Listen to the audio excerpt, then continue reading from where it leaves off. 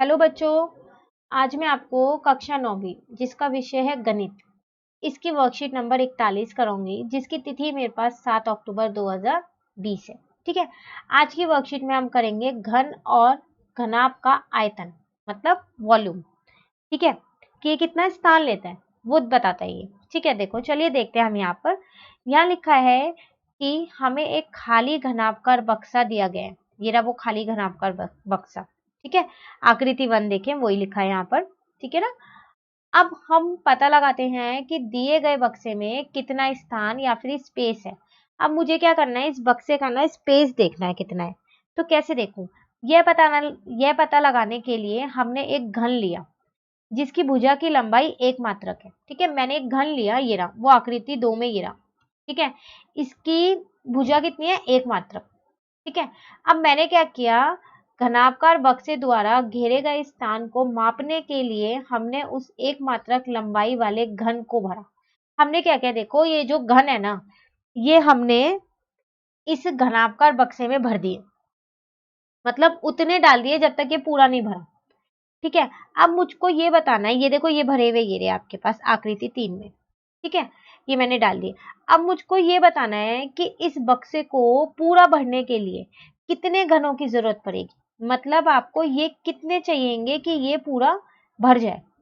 ठीक है, अब मैं बता सकता हूँ सर, चलो देखते हैं कौन बताता है। यहाँ हमने देखा कि बक्से की एक परत में, आप देखो बक्से की एक परत में 10 घन है। ठीक है, एक परत में यहाँ पर पूरे में ये 10 घन है।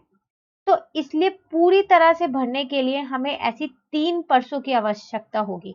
तो ऐसी 3 परत और चाहिए मुझे, 3 मतलब कुल मिला के 3। ठीक है, एक तो है ही 3, तो फिर कितने घन चाहिए होंगे। तो एक परत में 10 घन लगे हैं, तो फिर 3 परत में कितने लगेंगे, 10 इंटू में 3 तो कितने आ गए, 30। इसका मतलब हमें कितने घन की जरूरत है, 30 घन की जरूरत है। ठीक है, अब मैंने क्या किया, इस 30 के ना यहाँ पर ये फैक्टर्स लिख लिए। ठीक है, वो मैंने लिख दिए 5, 2 और 3। ठीक है, चलिए अब आगे देखते हैं। आगे है, आपने सही उत्तर दिया। अब सर को हमने उत्तर दिया था, उन्होंने बोला आपने सही उत्तर दिया।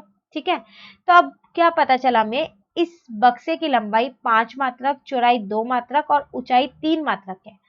तो इसका मतलब इस बक्से की लंबाई क्या है मेरे पास, पहले नहीं पता थी ये मुझे जब मैं उसमें घन भर रही थी। हाँ, अब मुझको पता है, सर ने मुझे अब बताया।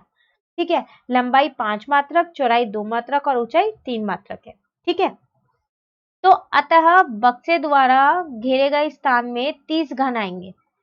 30 घन आएंगे ना, जो कि कैसे आए, उसकी लंबाई, चौड़ाई और ऊंचाई के गुना करके मिले। आप करो गुना, 5 को 2 से करो और 2 को फिर 3 से, मतलब 5 इंटू 2 इंटू 3, तो 5 2 जा 10 और 5 2 जा 10 और 10 3 जा 30। आ गए ना। और आपने अभी ऊपर कितना निकाला था कि अगर एक परत में 10 घन है, 10 घन आ रहे हैं, तो 3 परत लग जाएंगी, तो कितने घन आएंगे, 30 घन। और आप लंबाई, चौड़ाई और ऊंचाई को गुना करोगे तब भी 30 आ रहा है। आ रहा है नहीं आ रहा। इसका मतलब आपको क्या मिल गए, तो किसी वस्तु द्वारा घेरे गए स्थान के माप उसका आयतन कहलाता है। अगर कोई भी वस्तु, ठीक है, कोई स्थान ले रही है, स्पेस ले रही है, उसको हम आयतन बोलते हैं। ठीक है, अब एक घनाभकार बक्सा होता है और एक घनाकार बक्सा होता है। इन दोनों का आयतन क्या होगा, तो इन दोनों का आयतन का अपना सूत्र है। घनाभ का है, लंबाई को चौड़ाई और ऊंचाई इन दोनों से गुना करना है, लंबाई इंटू चौड़ाई इंटू ऊंचाई। और घन का क्या है, घन का तो बहुत ही आसान है, भुजा इंटू भुजा इंटू भुजा, सिर्फ भुजा को ही गुना करना है और कुछ नहीं करना। तो ये 2 सूत्र हैं आपके पास आयतन निकालने के। आयतन आपको समझ में आ गया क्या है, कोई भी वस्तु जो स्थान ले रही है जितना, उसको हम बोलते हैं, उसका जो माप हम निकालेंगे उसको हम बोलते हैं आयतन। ठीक है ना। चलिए अब हम अपना प्रश्न देखें, एक उदाहरण दे रखा है हमें। यहाँ पर लिखा है माचिस की डब्बी के माप 4 सेंटीमीटर, 2.5 सेंटीमीटर, 1.5 सेंटीमीटर है। ऐसी 12 डब्बियों का आयतन कितना होगा। देखो, आपको एक माचिस के डब्बी के माप दे रखे हैं। ठीक है, 4, 2.5 और 1.5 एक के। आपको 12 माचिस की डब्बियों के आयतन निकालने हैं।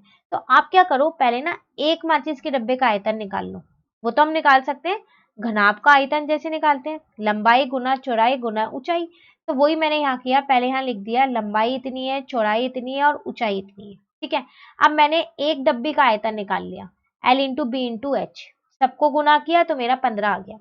एक चीज और यहाँ पर जो मैं आपको बताना भूल गई, वो क्या होती है, जब भी आप यहाँ यूनिट लगाओगे वो लगाओगे आप क्यूबिक यूनिट, ये लिखिए, ठीक है, क्यूबिक यूनिट याद रखना, आप ये लगाओगे। जब आपने क्षेत्रफल निकाला था लास्ट वर्कशीट में तो आपने स्क्वायर यूनिट लगाई थी, ठीक है, तो यहाँ क्यूबिक लगती है जब हम आयतन निकालते हैं, ठीक है।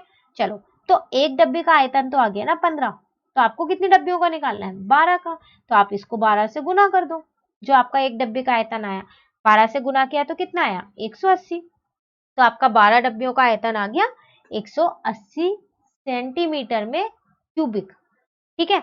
चलिए, अब जो हमें खुद से करने हैं उनको भी देखते हैं। यहाँ पर लिखा है पहला, एक कमरे की लंबाई, चौड़ाई और ऊंचाई क्रमशः 5 मीटर, 4 मीटर और 3 मीटर है।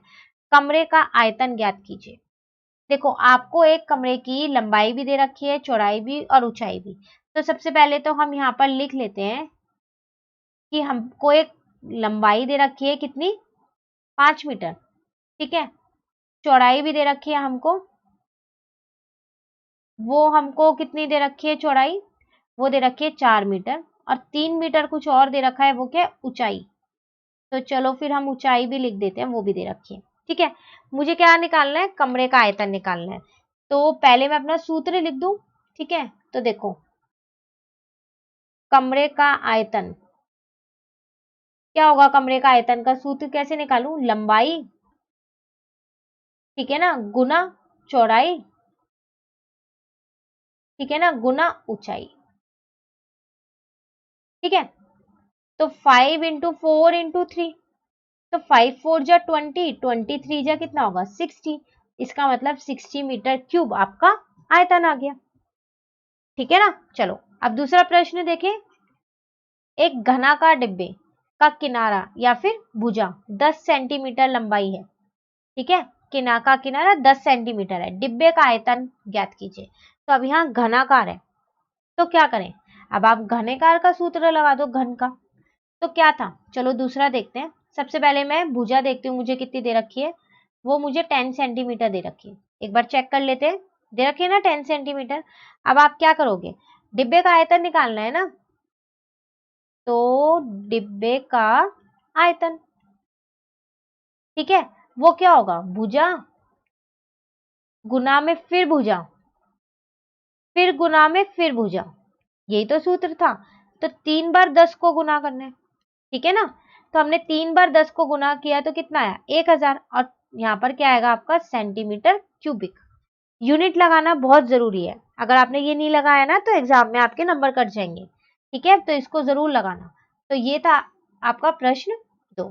थी ना हमारी आसान सी वर्कशीट, आज की बहुत छोटी सी भी थी और बहुत आसान भी थी, ठीक है। वर्कशीट नंबर 42 हम अपनी नेक्स्ट वीडियो में करेंगे। तो अगर आपको ये वीडियो अच्छी लगी तो आप इसे लाइक जरूर कीजिएगा और मेरे चैनल को सब्सक्राइब कीजिएगा। Thank you.